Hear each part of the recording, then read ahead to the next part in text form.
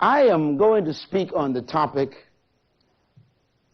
the key to living your future.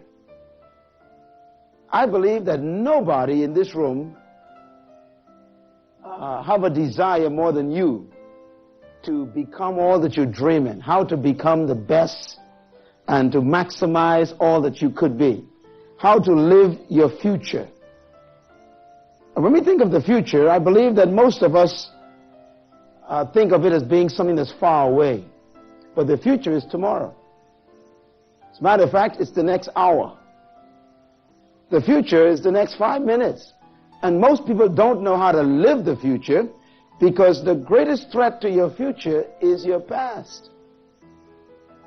And most of the humanity that I have known and gotten to see over the years, there are 5.7 billion people on the planet right now, and I would dare say that 90% of those people that live on this planet right now are people who are experiencing destruction and personal perishing.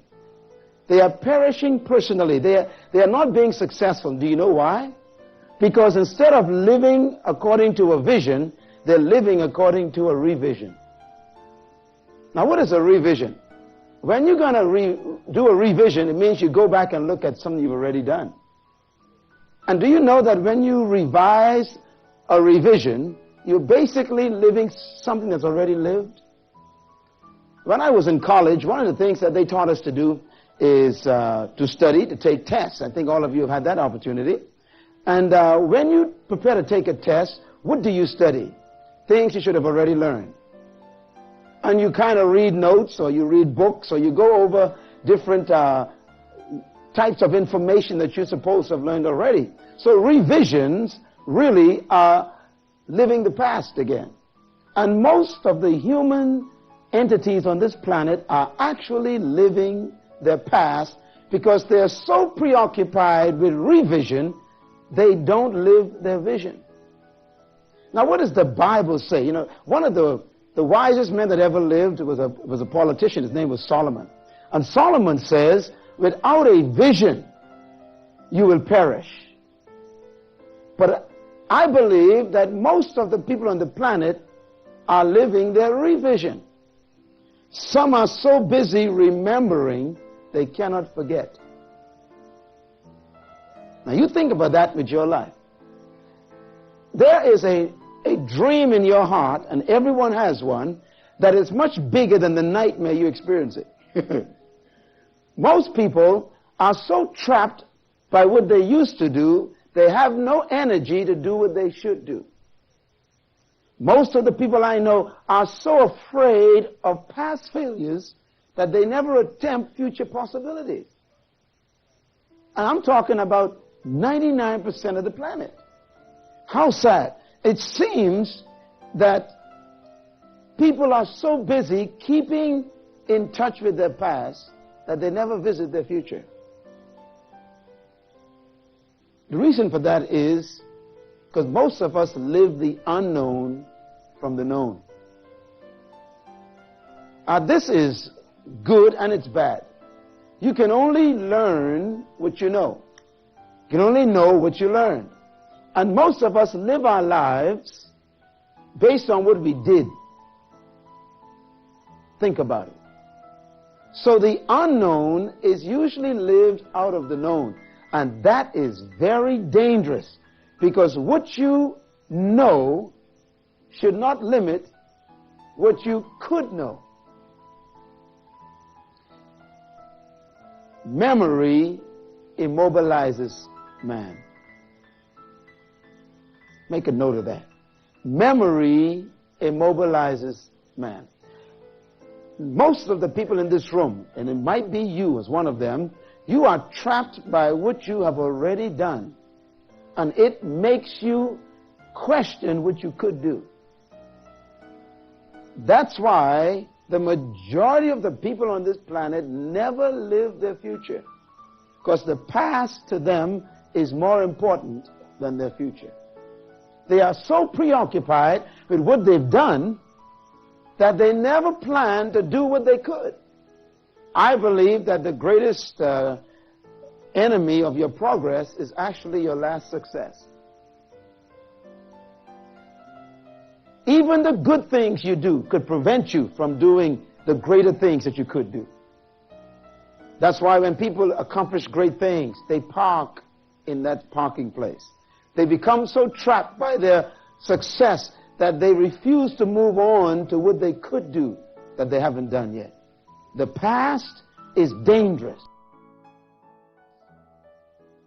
One of the greatest decisions that a human can make is to actually forget. God gave you the capacity to forget. God gave you the ability to literally turn things off. Now, I must confess that it's impossible to not have a memory, but it is possible to not allow your memory to influence you. It's possible for you to not allow what you did to interfere with what you could do. So don't allow your memory to immobilize your life. You see, you can leave the past. You can actually cancel the emotional debt and the psychological ties that you have to the past. And you can advance to the future if you are willing to make that decision to forget.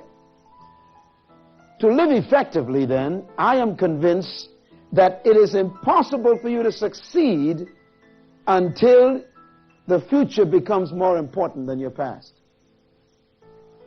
You must move past your past to enter your future.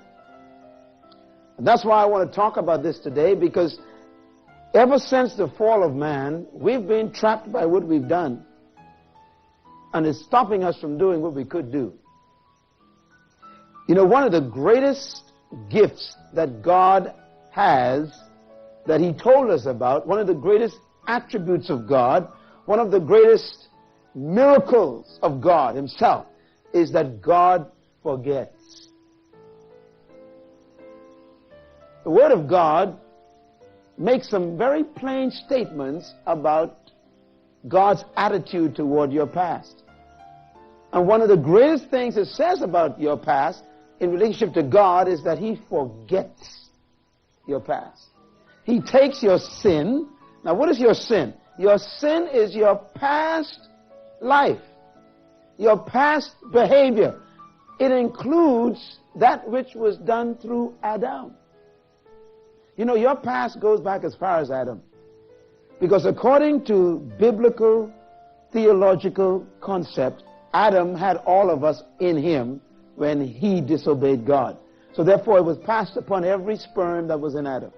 And every future generation was trapped by Adam when Adam sinned, which means that our past began in Adam. And when God forgave the sin of Adam, your past was eradicated. So when you come to Christ in this hour in your life, you actually appropriate something that was already taken care of years ago. Some years ago, I was studying the Bible, which to me is the most important book on the planet.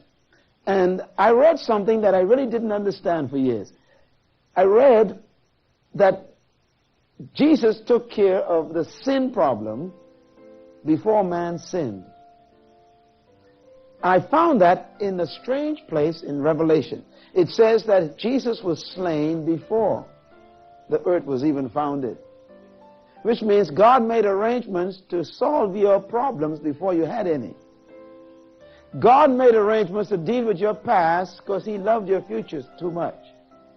God has some things He wants you to do that He won't allow what you did to interfere with. That's why what you did is never more important than what you could do. Isn't that good news?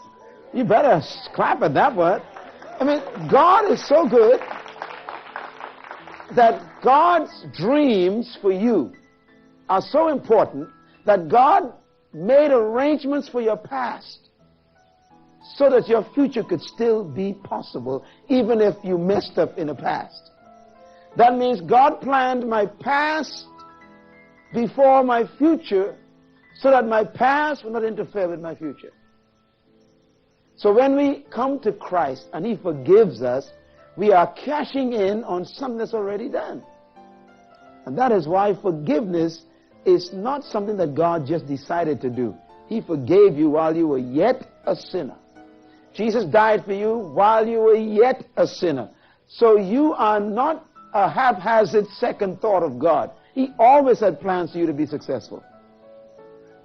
Therefore, if you fail, it's because you decided not to succeed. God hates to see you fail. He made arrangements for you never to fail. That's why anything that happens to your life that is not God's best for you is a temporary detour. To me, that excites me. That's why I love the word forget. Everybody say forget. Tell your neighbor, forget it. Come on, just say it with some feeling. Say, forget it. Can you take him, hit him with your shoulder, say, forget it.